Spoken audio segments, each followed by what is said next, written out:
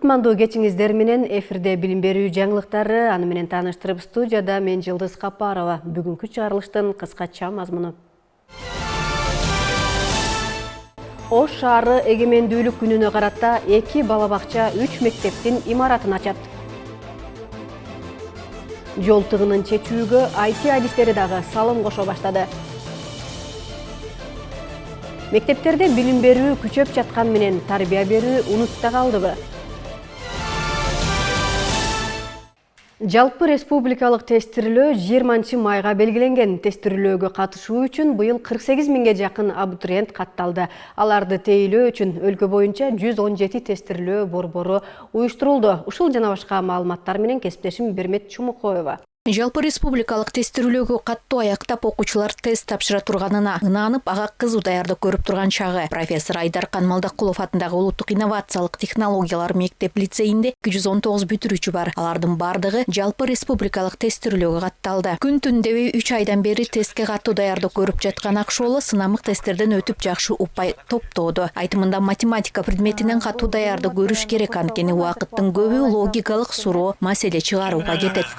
Математикалык амалдарды бул жакта видео сабактар болуп турат, аларды көрөсүң.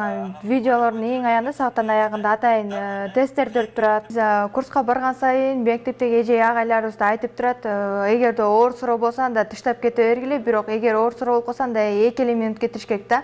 Ал эми ар бир суроого 1 минут кетиргиле дейт. Ушундай маалыматтар берип турат ОРТ боюнча. Бул ОРТ мүмкүнчүлүк экен бизге тиги мындай бекер окуганга. Эгерде ОРТсыз деле окуй алсак болот, бирок бул өзүбүзгө кичине жардам берип калышы мүмкүн да келечекте. Жалпы республикалык тестирүүлөөнүн биринчи этабы 20-21 майда, экинчи этабы 23-24 май күндөрү, ал эми үчүнчү этабы 23-24 июнь жүйөлүү себептер менен тест тапшырбай калгандар үчүн мөөнөтүнөн кийинкиге калтырылган тестирүүлөө өткөрүлөт. Ошондой эле каттоого жетишпей калган абитуриенттер үчүн 19-22 май жана 22 июнь күндөрү тест борборлордо кошумча каттоо жүргүзүлөт. Каттоодон өтүш үчүн кайсы документтер керек? Бул милдеттүү түрдө паспорт, аттестат. Эгер мектептин мурунку жылдын бүтүрүүчүлөрү болсо, 11 класстын окуучусу болсо, анда 11 класстын окуучусу деген справка мектептен алып туруп, андан тышкары 2 сүрөт 3-4 көлөмдөгү РСК банкта каттоо акысын төгүп туруп, квитанциясы менен келип каттоодон өтө алат. Белгилей кетсек, тестирүүлөө учурунда катышуучунун столунда өздүгүн тастыктаган документ, тесттен өтүүгө уруксат берген талон, көк же кара калем, тест китеби, жооп баракчасы жана маселе чыгаруу үчүн ак барак болушу шарт. Кээ бир балдар убактым көп эле деп туруп шашпай эле жазып, тияк бияктарды карап, анан эшикке улам бат-бат чыкканга аракет кылып эле убагын туура эмес пайдаланып алышат да. Кээ бир учурларда абитуриенттер математика бөлүгүндө черновик берилип туруп, черновикке баарын жазып атып туруп, черновиктен жооп баракка киргизбей калат да. Кошумча убакыт аларга бербейт да. Негизги тест окуу жана түшүнүү, математика, сөздүк, логикалык тест жана кыргыз тилинин практикалык грамматикасы деген бөлүмдөрдөн турат. Демек, абитуриенттер ушул сабактарга көбүрөөк көңүл коюу керек дешет адистер. Бермет Чумукоева, Эржигит Тилекбек уулу, Билим жаңылыктары, Бишкек. Жарандар үй тибиндеги бала-бакчаларды ачууга мүмкүнчүлүк алышты. Мамлекеттик акселератордук программасынын мектепке чейинки билим берүү кызматтарын көрсөтүүдө тоскоолдуктарды азайтуу жана балдарды мектепке чейинки билим берүү менен камтууну жогорулатуу долбоорун ишке ашыруу боюнча жумушчу топ ушул долбоордун алкагында бала-бакча ачууну каалагандарды окуудан өткөрүүдө. Кененирээк кийинки сюжетте. Үй кожойкеси Айнура Болотбекова келечектеги жеке ишкер. Ал үй тибиндеги бала-бакча ачканы жатат. Эне катары мектеп жашына чейинки балдарга кандай шарттар керек экенин билет. Аталган типтеги бала-бакчаны ачууну үйрөнүү үчүн кыска мөөнөттүү окууга келген. Үй шартындагылар 25 балага чейин деп атпайбы? Өтө жеңилдетилген да. И санэпидемстанция жактан дагы, пожарный безопасность жагынан дагы, налоговый жагынан дагы жана 3 жылга чейин бизге налогду дагы эметкен да. Кыскартылган да. Мамлекеттик акселераторлор программасынын алкагында 100гө жакын катышуучу окуп жатат. Алар бала-бакча ачуудагы негизги талаптар менен эрежелерди өздөштүрүштү.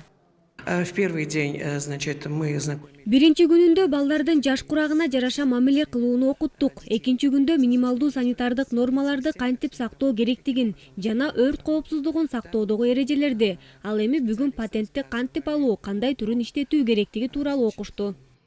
3 күндүк тренингдин алкагында салык төлөө жана ишкердик деген темада окутуу жүрөт. Каалоочулар окуудан өтүп, жеке ишкер катары катталып, мектепке чейинки билим берүү кызматтарын көрсөтө алышат. Үй тибиндеги бала бакча ачуу үчүн салык шарттары да жөнөкөйлөштүрүлгөн. Он должен соответствовать некоторым критериям. Биринчи интеллектуалдык менчиктин кирешесинин көлөмү акыркы 12 ай катары менен 8 миллион сомдон ашпашы керек. Контролдук кассалык машинаны пайдалануусу шарт. Муну менен кирешенин суммасы көрүнүп турат. Үчүнчү камсыздандыруу төгүмдөрүн төлөө каралган. Долбоордун алкагында 500 жаран ишкерликти баштоо боюнча семинарга катышат. Муну менен 4000 балага мектепке чейинки билим берүү пландалууда. Долбоор Бишкектин Ленин жана 1-Май райондорунда пилоттук негизде иштеп жатат. Быйыл Ош шаары эгемендүүлүк күнүнө карата 3 бала бакча 2 мектептин имаратын пайдаланууга берет. Алар Кермето айылы менен Амир Тимур аймагындагы 100 орундуу 2 бала бакча, Манас Ата аймагындагы номер 27 Парсез мектебинин 500 орундуу кошумча имараты, Жапалактагы Курманжан Датка мектебинин 225 орундуу кошумча имараты, спорт залы менен жана Актилек Кичи районундагы 75 орундуу жаңы бала бакчасынын имараты. Учурда курулуш иштери активдүү уланып жатат. Өткөн жума кала башчысы Бакытбек Жетигенов курулуштун сапатын текшерип чыгып, бул имараттар курулуп жаткан башка социалдык мекемелерге үлгү болушу керектигин эскертти. Ошону менен бирге имараттардын айланасын көрктөндүрүү жана жашылдандыруу иштерине өзгөчө көңүл бурулары айтылат. Борбордогу жол тыгындарын чечүүнүн инновациялык жолу барбы? Кыргыз мамлекеттик техникалык университети эл аралык Transpiration компаниясы менен биргеликте IT тармагында билим алып жаткан студенттерге сынак жарыялады. Студенттер интернет желесине Кыргызстандын жолдору боюнча маалымат камтылган тиркемелерди иштеп чыгууда. Кененирээк Чолпон Диркенбаева баяндайт. Здесь сделана просто карта из Гугла, но мы сделали небольшой функционал отдельно на коде в Python. Кыргызстандын аймагындагы жол көйгөйүн чечүүгө арналган IT адистеринин форумун Бишкек шаарындагы Исхак Разаков атындагы Кыргыз мамлекеттик техникалык университети жана Transparency International эл аралык компаниясы уюштурушту. Негизги максаты Кыргызстандын аймагындагы жол көйгөйүн чечүүгө ыңгайлуу шарт түзүү болуп эсептелет. Конкурстук негизде өткөн иш-чаранын эрежеси боюнча катышуучулар командасы менен биргеликте интернет желесине жол маселеси боюнча атайын тиркеме ойлоп табыш керек. Учурда 160 бала катталды. Ар кандай университеттен эмес деле биз мүмкүнчүлүк берип аттык. Азыркы учурда 100гө жакын балдар келишти. И черные точки. Черные точки — это как раз-таки публикации. Аман Урумбеков жана анын командасы жолдорду оңдоо үчүн тендер деген интернет желесине атайын тиркеме ойлоп табышкан. Бул тиркемеге ар бир жаран катталып, ремонт талап кылган авариялык абалдагы жолдордун сүрөтүн жүктөсө болот. Жана ошондой эле ал жактан кайсыл жолдор оңдолгон, кайсыл жерде ремонт жүрүп жатат жана башка ушул өңдүү маалыматтарды ала алышат. Бул долбоорду алар IT Кыргызстандагы жакшы жолдор үчүн деген аталыштагы форумга катышып, анын алкагында иштеп чыгышкан. На этом хакатоне я столкнулся с очень большой задачей в том, что было очень сложно понять именно саму... Бул хакатондо ишти баштаардан мурда алдыда эң чоң тапшырма турду. Эң негизгиси аткара турган жумуштун максатын билиш керек болчу. Андан кийин анын жыйынтыгы кандай болот деп ойлондук. Долбоорду баштаардан мурун уюштуруучулар менен жолугуп, максатын туура түшүнүүгө аракет кылдык. Ошондой эле улуу устаттарыбыздан кеңеш сурадык. Мына ушундан кийин гана долбоорду иштеп баштадык. Ал эми Айдар Эрнисов Исхак Разаков атындагы Кыргыз мамлекеттик техникалык университетинин 4-курсунун студенти. Ал командасы менен биргеликте түзө турган тиркеменин келечекте кандай пайдасы бар экенин айтып берди. Карта менен. Анан өзүбүз каалаган жолду басып, ошол жол жөнүндө маалымат алсак болот. Канча сом бөлүнгөн, кайсыл компания тендерди уткан, канча компания ошол тендерге катышкан. Анан болсо ошол жол канча убакытта салынып бүткөн жана башка.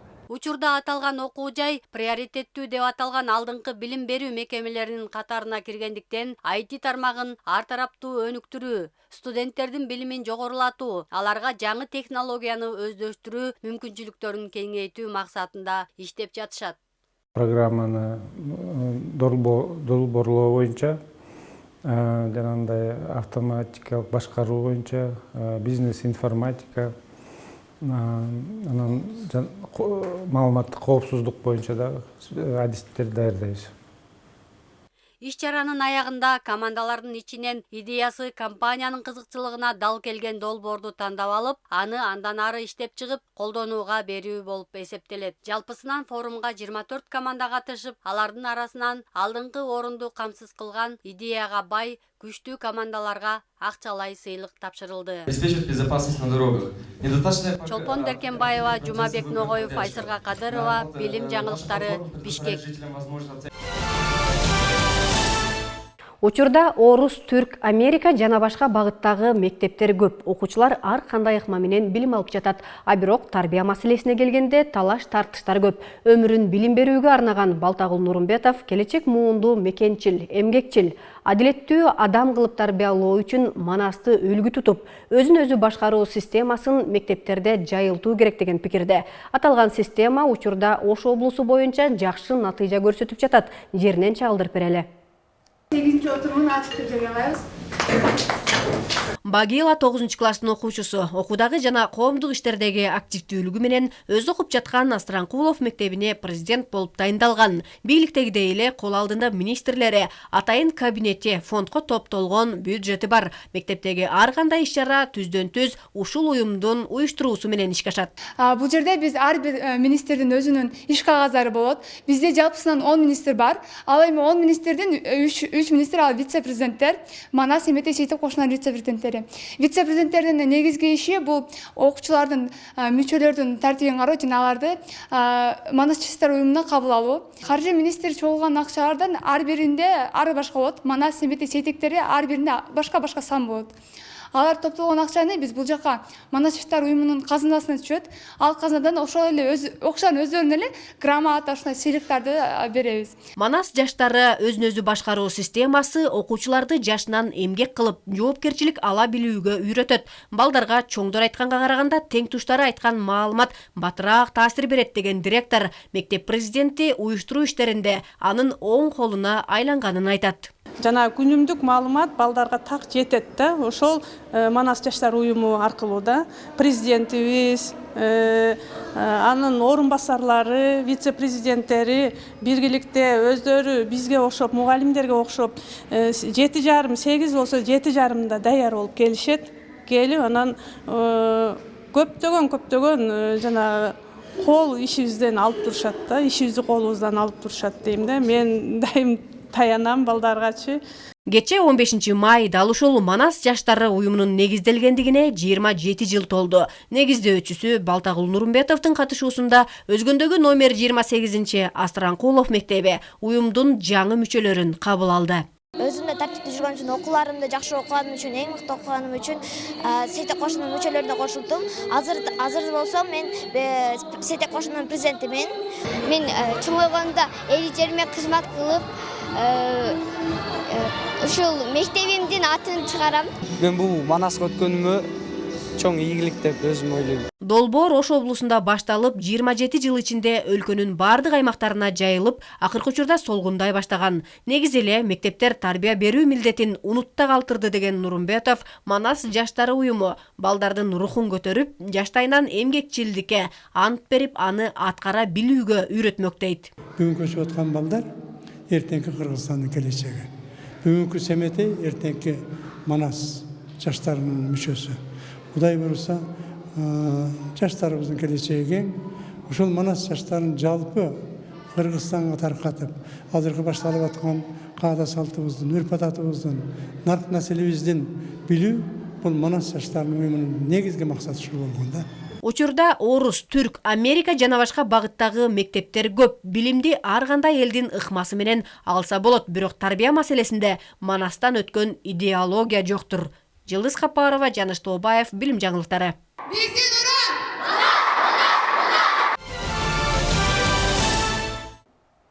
Ушул жана башка Билим Илим телеканалынын маалыматтарын интернет желесинен бардык платформалардан тапсаңыз болот. ЛТР Билим деп издеп, Facebook, Instagram, TikTok жана YouTube'дан пикир калтырууну унутпаңыздар. Кайрадан көрүшкөнчө саламатта туруңуздар.